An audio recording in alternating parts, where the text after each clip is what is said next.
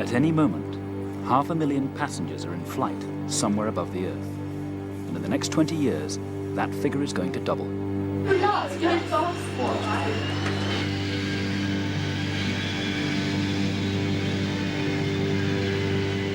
To cope with the rush, new technologies are set to revolutionize the guidance of aircraft through the skies.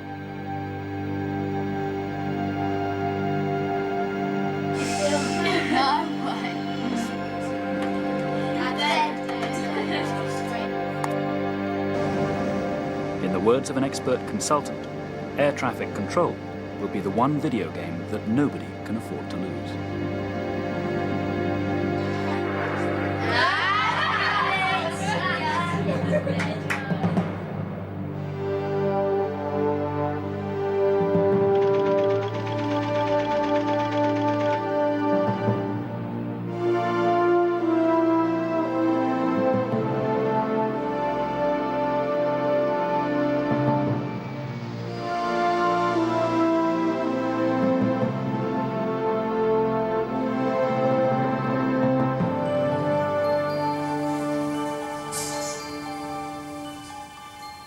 Long before human beings ever took to the skies, the bat was regarded by scientists with a mixture of puzzlement and admiration. How is it that they can fly at random, but with such incredible precision that they never collide? The answer lies in an onboard sonar system tucked away in a brain the size of a large pearl. It tells them precisely their distance from the nearest object and offers a maneuverability which no other species can match. The bat has millions of years flying experience, but after less than a century of powered flight, humanity is finding ways of catching up.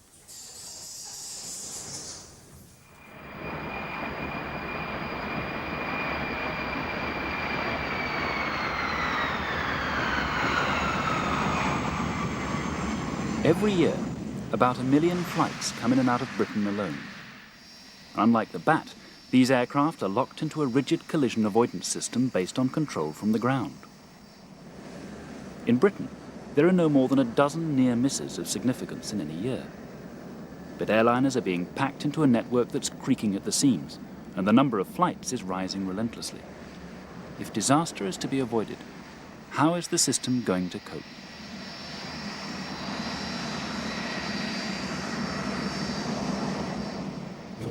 Speedbird 215, left head 290 degrees. Okay. Golf Tango Papa, radar heading 600 to be DM'd. 600 please at 260. How do you want Golf Tango Papa? No, 27. Today's air traffic control may look chaotic, but it isn't. Shamrock 716. Different facilities are there to perform different tasks. Controllers in the tower are limited to the immediate vicinity of the runway. It's from here that pilots are granted their all-important slots in the sky. But another job is done in centres which are often miles from the nearest airport. Here in West Drayton, outside Heathrow, controllers are talking to pilots once they're established on their airways. In this room, as many as 40 controllers are working round the clock, handling aircraft all over England and Wales. The workload varies, but up to a dozen different aircraft carrying maybe 1,000 people can expect to be in the hands of one controller at any time. They're in the midst of a modernisation programme which will simplify their lives immensely. But even so, the task looks daunting. At the moment, the London Air Traffic Control Centre is moving 1.3 million aircraft per year, and it is anticipated that this number of aircraft will increase progressively over the next few years, probably in the order of 2 to 3% per year. When that happens, safety will not in any way, shape or form be prejudiced. Every system we bring in, every function that we bring in is always tested very comprehensively to ensure that its safety aspects are available to us 100%. In fact, so little do we hear of incidents that the travelling public takes the work of air traffic control almost for granted. I've never had any upset, shall we say, where I felt that there's a risk, so I do think it's probably a very stressed job. I do worry perhaps that there might be times when people snap or just under so much stress that things are at risk, but I've never experienced that. I feel quite safe when I'm sitting in the airplane and I hear the captain speaking and I know they have the connection with the tower. So I feel feel okay. I feel safe. Do you feel safe in their hands? Absolutely. I never had any problems with that. Not yet. But how does it all work? The key concept is separation. In mid-flight over Northern Europe, the standard minimum under radar control is 1,000 feet vertically and 5 miles horizontally. Distances which may sound overcautious until you see this.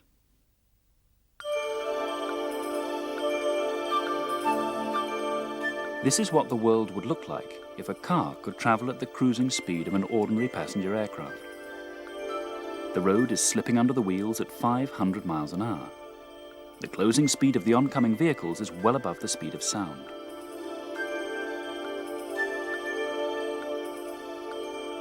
If anything goes wrong, reaction time is vital. And that needs a great deal of empty sky. At an en route centre away from the tower, a controller doesn't see aircraft at all, but a galaxy of green blips. Attached to each one is a call sign and a code for the altitude of the plane derived from a radar interrogation of its transponder. I'm sat in the en route operations room of the London Air Traffic Control Centre at West Drayton. In front of me is a typical radar display that an air traffic controller operating within this control room would use. As you can see, it's a 21-inch tube, and on it will be a complete picture of all the aircraft within the southeast of England.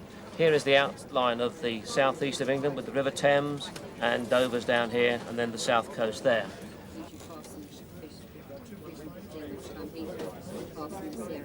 The controller who would use this picture would in fact have a much less complicated picture and would operate on a simplified version like this. Whether departing, arriving or flying over England and Wales, a plane's flight details are signalled to the centre at West Drayton. The information appears on strips of paper which are given to the controllers by hand. That may seem antiquated, but information on paper won't disappear if there's a massive power failure in the computer system. Here we have a typical strip format. On it you will see the call sign of the aircraft, and Speedbird is the call sign that British Airways use. As you can see, this is Speedbird 951 at flight level 390. He's just started his descent, and there he is there on the radar screen. The controller will route him along this route here, inbound to the holding stack. He will descend this aircraft to flight level 130, and then he will hand it over to the terminal area controller, the TMA controller, who will descend it further on into the inbound stack to flight level 70. When the aircraft has reached flight level 70, it will then be handed on to the Heathrow approach controller, who will then track this aircraft around there onto the instrument landing system to land at Heathrow.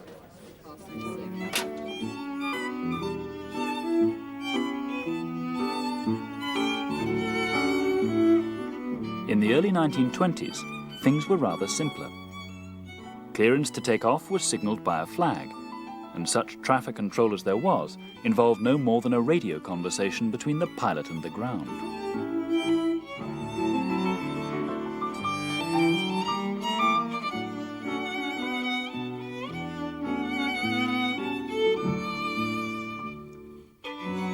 Telling a pilot where he was a matter of simple trigonometry. Radio controllers in two different centres would each establish their own compass bearing of the aircraft. The point of intersection, using two pieces of string, gave the pilot his position. Hello, Croydon. Serial X Denmark calling. Even by the mid-30s, the principles remained the same. Croydon answering. Switch on your transmitter for half a minute. Over. Hello, Lim. Hello, Fulham. Your bearings, please. Croydon, 119 degrees. Lim, 168.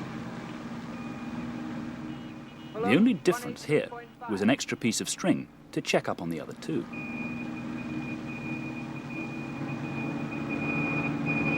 Five miles east of Dungeness.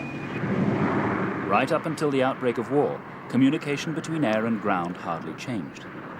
It was only the advent of radar which offered instant surveillance of traffic in the air.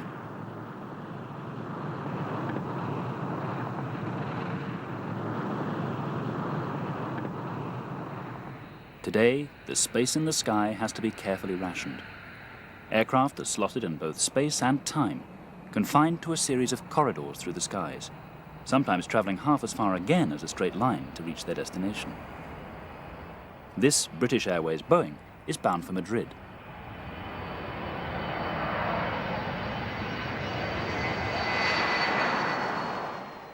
Its journey will take it along a series of waypoints defined by ground-based radio beacons. The beacons guide the aircraft from one point along the airway to the next. To begin with, we followed what is known as a standard instrument departure, which we call a SID, S-I-D. And in our case, we took off from the east-facing runway at Gatwick, and then when we got to a fixed distance, in this case 3.5 nautical miles from a ground-based beacon, we turned left to put us on the westerly track as divined by another radio beacon, which happens to be at Detling. But shortly after we established on that, the air traffic controller told us to fly on a fixed heading in order to ensure separation from other aircraft in the vicinity, either landing or departing from other London airports. The pre-planned route would have taken the Boeing over Southampton, then south to Ortac on the Cherbourg Peninsula. From Ortac, the route would have gone to Dinard and then Nantes. But today, with no military traffic in the area, a controller at Brest has cleared the aircraft to fly directly from Ortac to Bilbao. Now we're talking to the controller at Brest, making our way to Ortac, and shortly after passing Ortac we shall go direct to Bilbao, and we put that instruction into the autopilot, into LNAV, which is short for lateral, side-to-side navigation.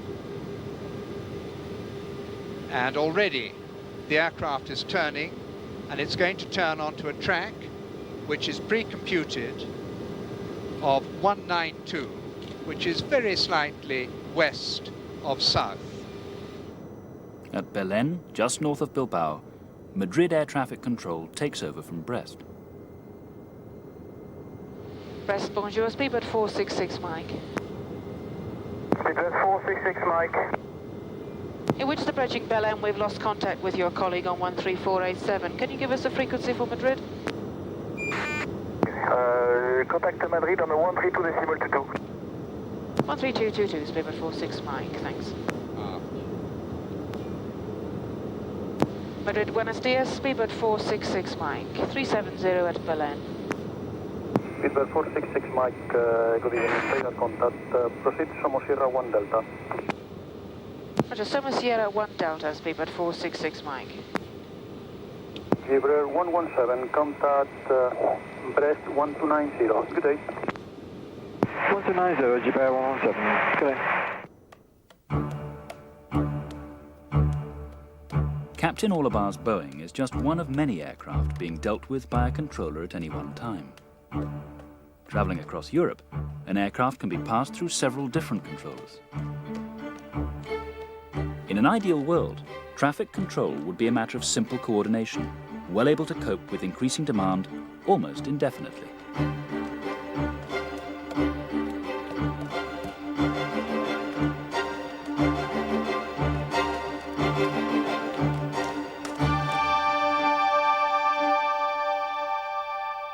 But in Europe, life is not so straightforward. In a world where history, politics, and national pride speak louder than common sense, air traffic control looks a complicated mess. We have a situation in which there are some 31 different kinds of ATC systems. We have of the order of 22 different operating systems for computers, some 18 different programming languages. All of these developed independently for the provision of air traffic control, and therefore it makes it extremely difficult to convey information automatically, computer to computer. The result is a patchwork of different separation standards, depending on where you happen to be flying. In much of Northern Europe, the quality of radar coverage allows aircraft a 5 nautical mile minimum separation. But elsewhere, it has to be 10, 15, 30, or even 60 nautical miles. Aircraft can't queue up at borders like cars at a road junction. The best they can do is to fly huge racetrack patterns in the sky when they approach an area with capacity shortage. Sitting on the ground is clearly the lesser of two evils. So a problem in Greece with its 60-mile separations can create long queues for aircraft wanting to take off for destinations in the same area. But even this is not the end of the story. Historically, the airspace in Europe is military. Only a very limited amount of the airspace is allocated to civil air transport. And there are small passages through that military area which we are allowed to use for civil. By the way, this is in strong contrast to the United States, where the airspace is primarily civilian, and if the military needs a playground or needs some area to train or whatever, it's assigned to them. But in Europe it's the other way round, and maybe it had good historical reasons. After all, the two blocks, East and West, had their border line or the confrontation line here, or in Germany rather. But I mean, we claim now, I think, with more right than before, vis-à-vis the military. I mean, the enemy has disappeared. More than 30 years ago, in 1960, Eurocontrol was set up here in Brussels to establish uniform standards throughout the continent. But since its infancy, Eurocontrol has been dogged by that familiar equation, that ministers who can take decisions aren't experts, and that experts don't have the power to take decisions. The option of getting rid of all the different systems and replacing them with one has been rejected. Instead, Europe's in the midst of a complex 10-year harmonization program based on the existing different systems. It's a process that's proving painfully slow. No one is in charge of air traffic control in Europe. That is exactly the problem. A committee is in charge. You cannot run a company with a committee. No one is in charge. Everyone would probably agree that we need one standard, as long as it's my standard. That is, in fact, what we see in many fields, and which is now also repeated in air traffic control. And everyone says, yes, one standard, but my standard. While the politicians agonize, a jumbo jet burns a litre of kerosene for every wasted second that it's sitting on the ground. Over $5 billion a year are lost while aircraft wait in queues. Delays are just one symptom of the lack of compatibility in Europe. Despite improvements this summer, the Civil Aviation Authority is still nervous that a drop in investment in Britain will bring back the painful congestion of the 1980s. Once you're in the air, the wastage continues. Flying across Europe has been compared to driving across London while sticking all the time to the side streets. You fly in airways, and these are like congested streets, and someone must decide from the ground who is let in and at what distance he can sort of approach the crossing of that street. So we are far away from what we may have one day, which is called area navigation, meaning that you would leave the narrow airways, and that with the help of technology you would do your own navigation, because you know precisely where you are, you know where the other aircraft are, and there are certain rules to do that. But this is only possible if more of European airspace is given to us. It's this complex environment which Eurocontrol aims to simplify through painstaking political negotiation. And the task is not easy. Meanwhile, the transfer of technologies from military aviation has now brought us to the brink of a new world. A world in which complexity is reduced to ordered efficiency by satellites, computers, and automation. For better or worse, it's also a world which sees humanity playing a smaller and smaller role. Madrid, speedboat 466 Mike, requesting descent. Speedbird 466 Mike. Watch out. Initially proceed to Charlie November Romeo to Cormenal, expect runway 18. And you are clear to fly level 290. Ladies and gentlemen, the captain. Well, as you've probably spotted, we've commenced our descent for our landing at Madrid, made up a minute or two, so we expect to be landing more or less on schedule, which is 7:45 local time. And the weather? Cloudy? Well, you can ascertain that with a mere glance out of the window. Southerly wind, so we'll be landing on the south-facing runway, 17 degrees centigrade. Well, at least they're not talking about rain. Well, very shortly, because we're below 10,000 feet above the terrain, we have to stop filming because we are now going to be involved with the landing of the aircraft.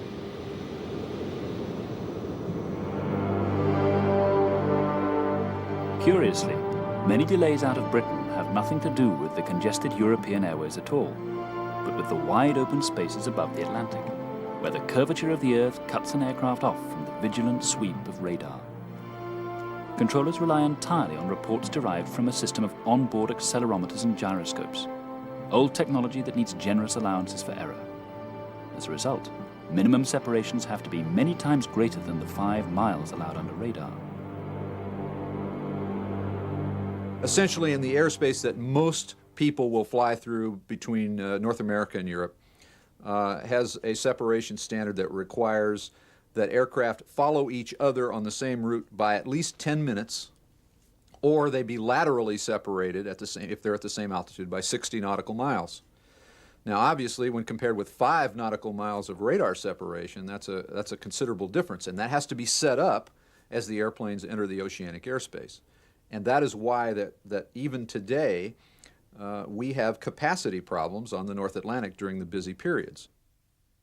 As aircraft approach the United States, their first contact is usually here, on Long Island.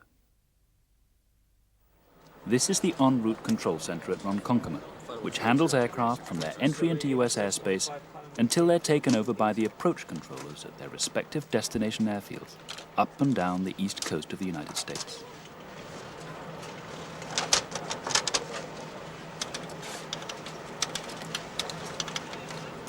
Runway 8625, request climb.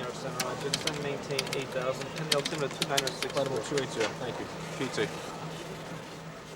Our range of responsibility is in the North Atlantic Ocean and the Caribbean Sea. As you can see on the depiction to my left here, aircraft that are leaving Western Europe, destined for the United States of America.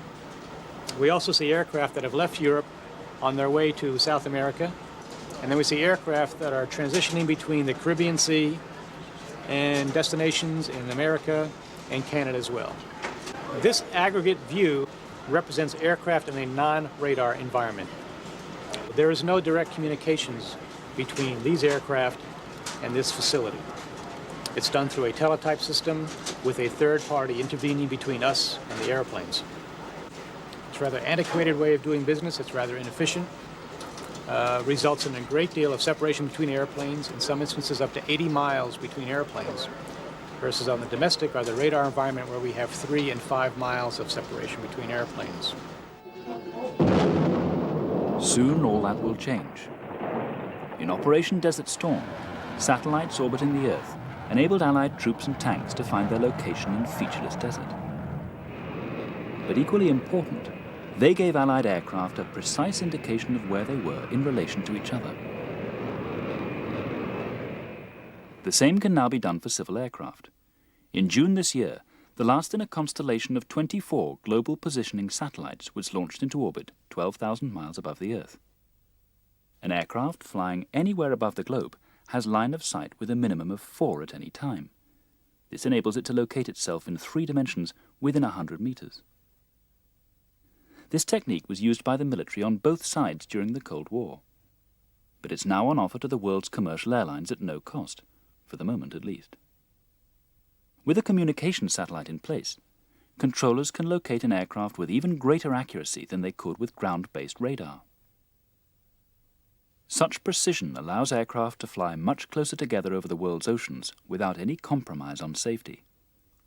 With the right box of tricks on board, the aircraft has all that's needed for automatic dependent surveillance, ADS.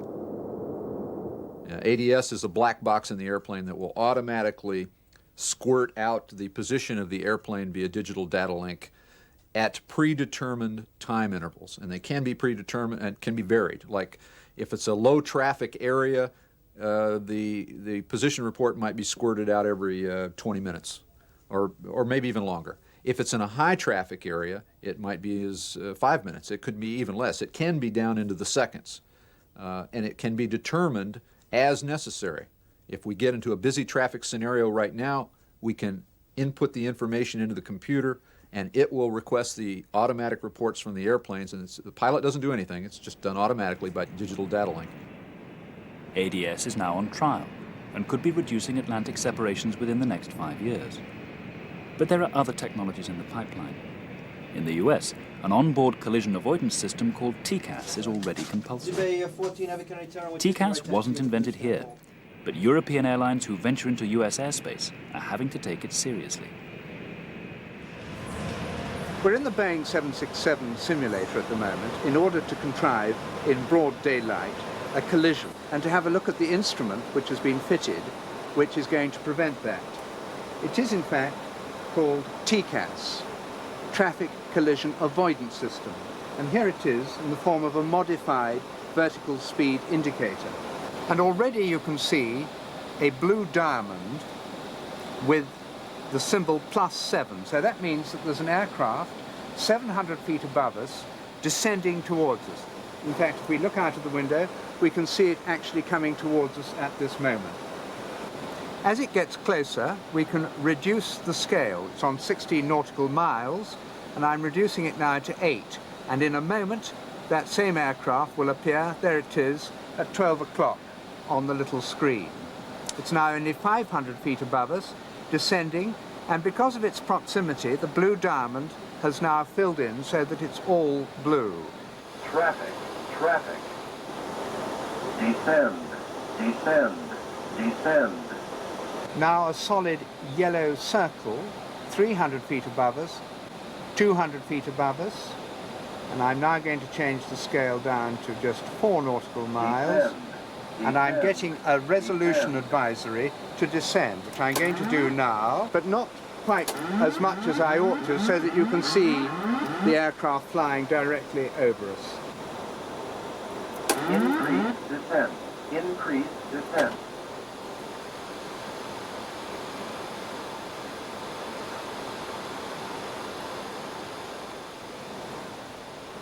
And we've avoided what would have been a collision.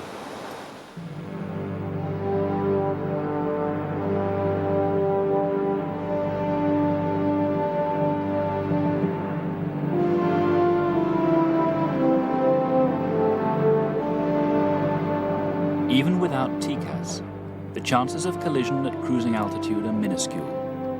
There's a rather perverse grain of truth in the idea that because of the huge amount of space outside the airways, there'd be even less risk if planes were allowed to fly randomly without passing through corridors in the sky. Airliners are much more vulnerable when they're landing.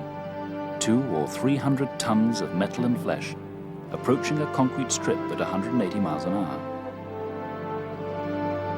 Suddenly, the number of escape routes from disaster is dramatically narrowed. In calm and clear weather, landing is not a problem. But at other times, the results of an error can be catastrophic.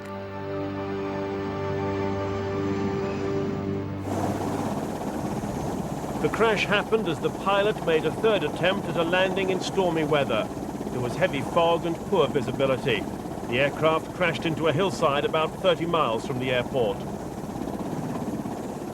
In many parts of the world, flights can still be diverted hundreds of miles because landing conditions at one airport are too dangerous. Never mind the inconvenience to passengers. Getting them down alive is paramount.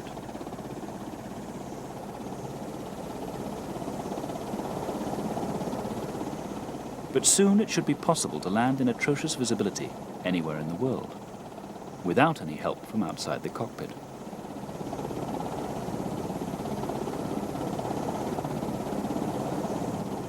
The oldest technique of all is called ILS, the Instrument Landing System.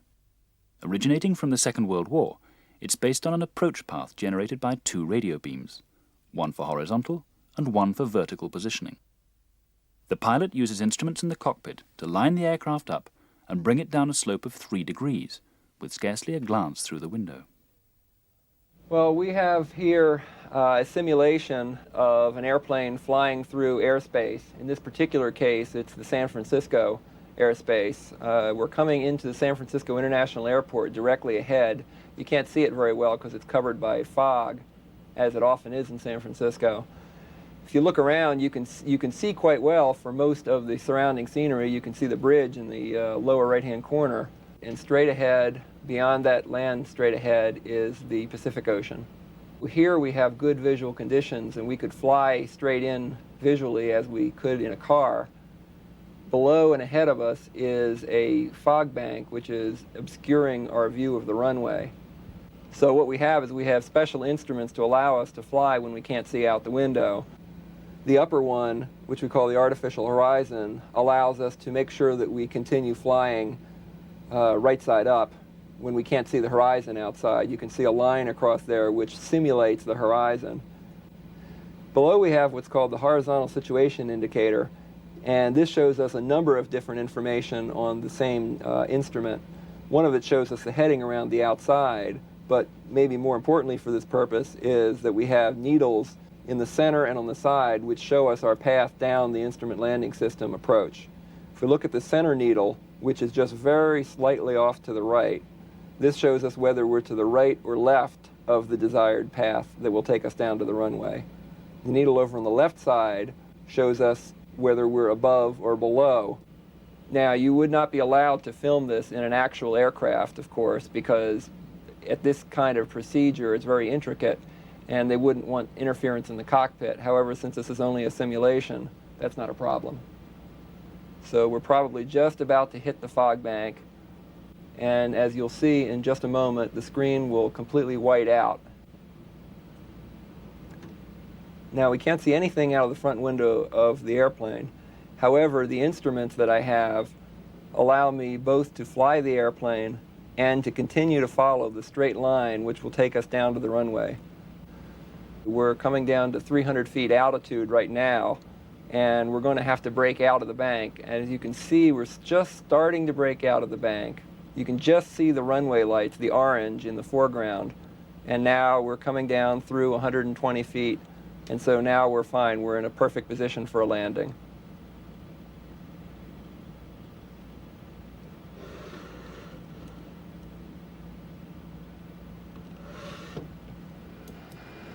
But ILS has its limitations. The beams are straight and don't allow the aircraft to make a curved approach in mountainous terrain. Interference from local radio frequencies can also upset the signal. A more advanced system can counter both problems. Based on microwaves, it allows an aircraft to locate itself in 3 dimensions, enabling the pilot to make a curved approach. At the same time, microwaves are impervious from local radio interference. But MLS, as it's called, would be extremely expensive to install on all the world's major runways. And in the meantime, some are arguing that the increasing accuracy of global positioning could render MLS redundant. But there's another onboard technology that needs neither satellites nor radio beams from the runway. Military fighters have long had the ability to fly at very low level using a device called a HUD, or head-up display. The display is based on information about the surrounding landscape generated from computers. It's then reflected on a glass screen in front of the pilot's eyes.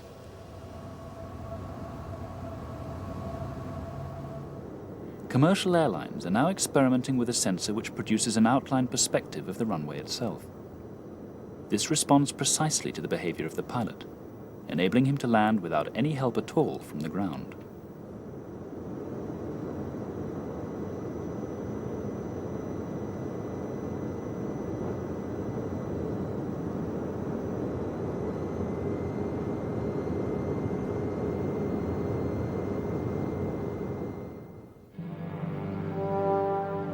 ADS, MLS, TCAS. There are several alphabets of new technologies transforming the way pilots are guided through the skies. Gradually, the human involvement in the mechanics of flight is being eroded away.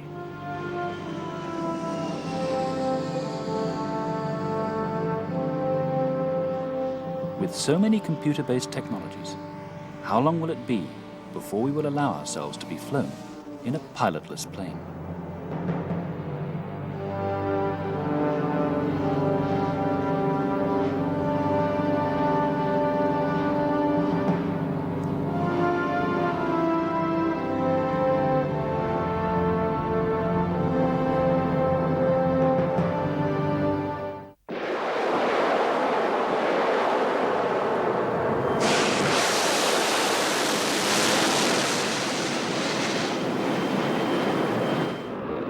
Military experience tells us that projectiles can follow complex routings without the need for onboard guidance from humans.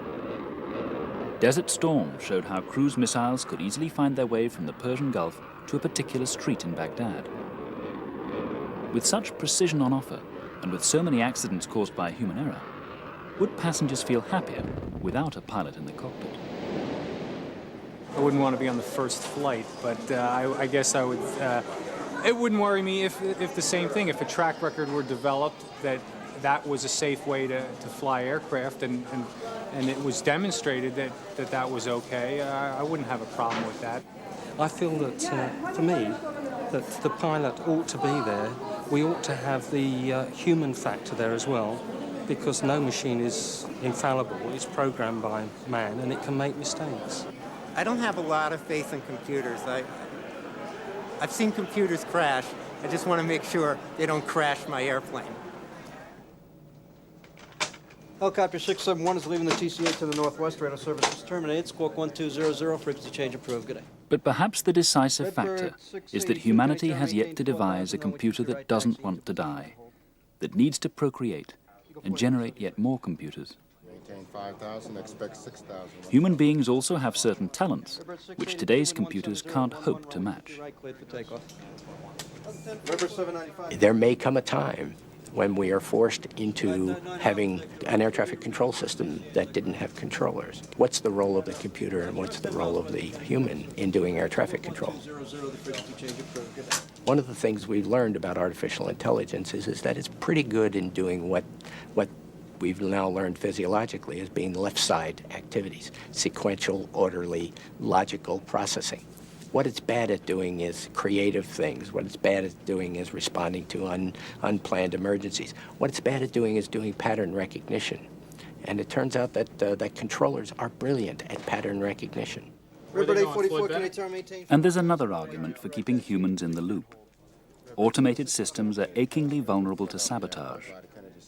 The Civil Aviation Authority is on record declaring that a child with the right kind of transmitter could knock out the global positioning satellite as a precision aid for all the airports of a major city.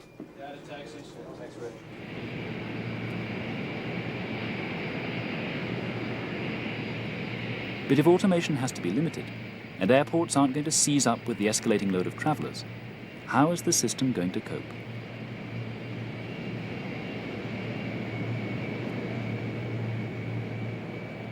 One idea is to have a smaller number of larger planes. The biggest in service at the moment is the Boeing 747. It can carry well over 400 people and weighs over 300 tons. The first flight by the Wright brothers was shorter than the length of a 747. But how much bigger can we go? Technically, there's no reason why one shouldn't be able to build an aircraft for 800 passengers or 1,000 passengers. The real difficulty is finding enough routes on which such large aircraft could operate. And obviously, the larger the aircraft becomes, the smaller is the number of routes on which you can fly those aircraft, and therefore the smaller is the number of aircraft you can build. But manufacturers need to have a large production run in order to make the production of those aircraft economically viable. And that's the key, you see. And that is why we see that the big manufacturers like Boeing and Airbus are actually talking about cooperating on building a very large size aircraft, because if they do it separately, the chances are they won't be able to produce enough. And there are other thoughts as well. In an emergency, how easy would it be to evacuate a jet full of 800 people? And should the unthinkable happen, could an airline recover from a crash that kills 1,000 of its customers at one go?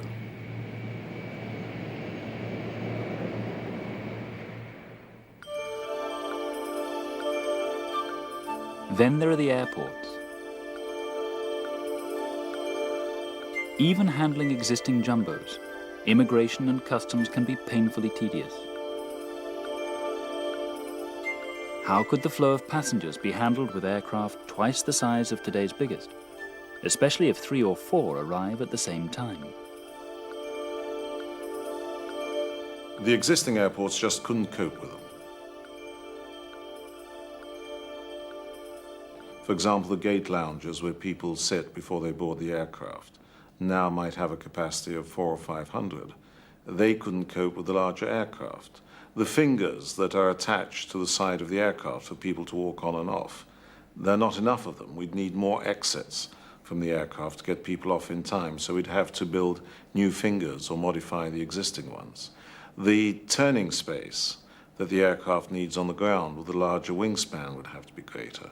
The turning space because of the length of the aircraft. Virtually everything at the airport that handles aircraft or deals with the aircraft would need to be changed. And since the number of aircraft is likely to be small, because the number of routes on which you could use them is going to be small, that means a lot of expenditure by the airport to handle a relatively small number of aircraft that will be of this very large size. And from the airport's point of view, it's not economic at all to do that. Another solution would be to build new airports, but their environmental impact is enormous. In any developed country, a new aerodrome will hit stiff local opposition. Building them out to sea is one way of getting round this. That's what the Japanese have done with their new Kansai airport, due to be opened next year. But it's expensive, and no option at all for landlocked countries. The third option would be to make existing airports very much bigger, and that's precisely what's happening in the United States.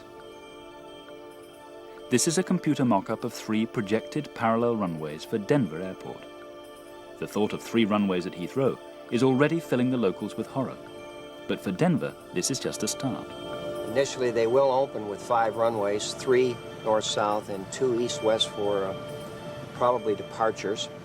The plan, the long-range plan for Denver is to have 12 runways, which will carry us well into the next century. Right now, they're going to open with 5, hopefully add another runway within 1 year to bring it up to 6. I believe the 7th runway is scheduled whenever they reach 1.5 million or 1.6 million operations, and then gradually move up to the full total 12 runway complement will be when the traffic demand is there. 12 runways may be very futuristic, and it may be quite a few years before we see all 12. We don't actually know which way aviation is going to go. If we go to larger aircraft, we may need fewer. However, the way aviation has grown in the past, we'll go to larger, then we'll have a lot of large aircraft. The hazards of predicting such a huge increase in demand are legendary. In 1973, the Arab oil embargo led to a quadrupling in the price of fuel, with a profound effect on the economy of the world. The demand for mass air transport plummeted. Thousands in the aviation industry were laid off, and there was a 10-year moratorium on recruitment.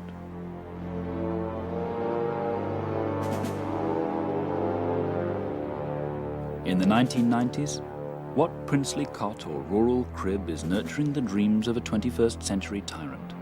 A man with the capacity to hold the world's fuel reserves to ransom. It can take a generation and billions of pounds to develop a new airport or fleet of jets. With so much at stake, how can you know that you're taking the right decision?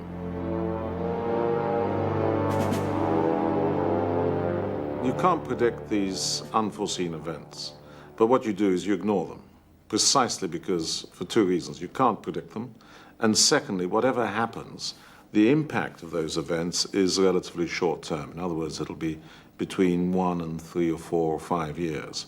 After that, you know, and the past experience shows that, after those 3 or 4 or 5 years, we get back on the same level of growth as we had before. So the assumption you make is that the long-term growth rate is going to be between 4 and 6%. But within that period of time, you will get years when things will go disastrously badly, and years when the industry will do very well, demand will be very high. And that's what you're planning for. You ignore the short-term fluctuations due to unforeseen events. In an unpredictable world, one near certainty is staring us in the face. That the economic lead in the 21st century will be taken not in Europe or the United States, but a region that used to rub its fiscal shoulders with the rest of the Third World. In aviation at least, the serious money is going to be made here on the Pacific Rim. Singapore, Osaka, Kuala Lumpur, Beijing, Shanghai, Hong Kong. The names are whetting the appetites of big business already.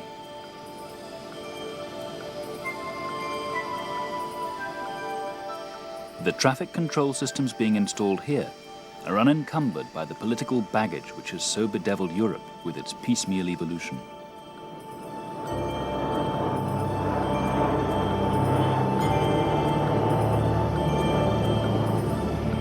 Man is infinitely inventive and also wants to travel. What will happen is that growth will slow down in certain parts of the world as people reach a level of 3 or 4 holidays a year and they don't want more holidays. But there's a huge market out there in huge parts of the world, particularly in the Asia-Pacific region, where people are just beginning to travel because they're just beginning to get to that stage of economic development and wealth where they can afford to travel. And when you think that there are hundreds and hundreds of millions of people in Japan, in China, in Indonesia, and they're just beginning to travel, well, as their incomes go up, there's a huge expansion going to take place in that part of the world.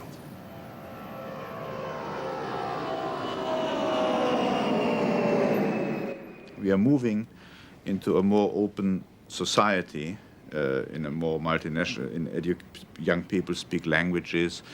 The term visiting friends and relatives in other countries is just coming up. I mean, what the Americans have since long, because Europe is more open, exchange of goods. So they're all, not only the business travel, which the single market no doubt gives an incentive, but also the private travel, the young people. I think 40% of the travelers, of the private travelers, are below 29. It's a tremendous, they speak the language, it's a tremendous potential, and people want to fly. They want, I mean, we are not forcing them to in our aircraft like the police would do. They do that, they want this product. Here in the 1990s, an elderly Boeing 737 returns to Gatwick from Madrid. 5 years from now, it'll be out of service, replaced by a machine that'll last for 20 years or more. By then, the aviation world will scarcely be recognizable from the one we now know. What size of aircraft, what speed they'll travel, what fuel and navigation systems they'll need, no single interest has the resources to determine these factors on its own.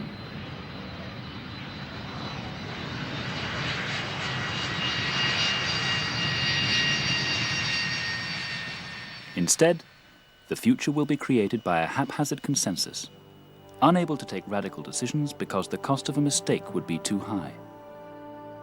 And there is the paradox of mass air transport. Despite the spectacular range of technologies at our disposal, no individual has more than a vague idea of what to do next.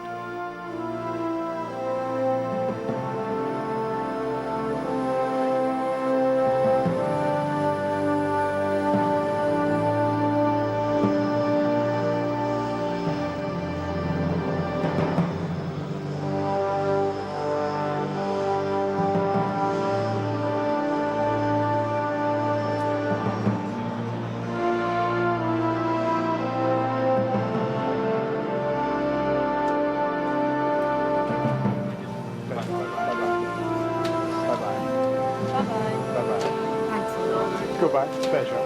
Bye. Bye-bye. Bye. Pleasure. Bye-bye. Goodbye. Bye. Bye-bye. Bye-bye. Bye. Bye. Bye-bye. Pleasure. Bye-bye. Bye-bye.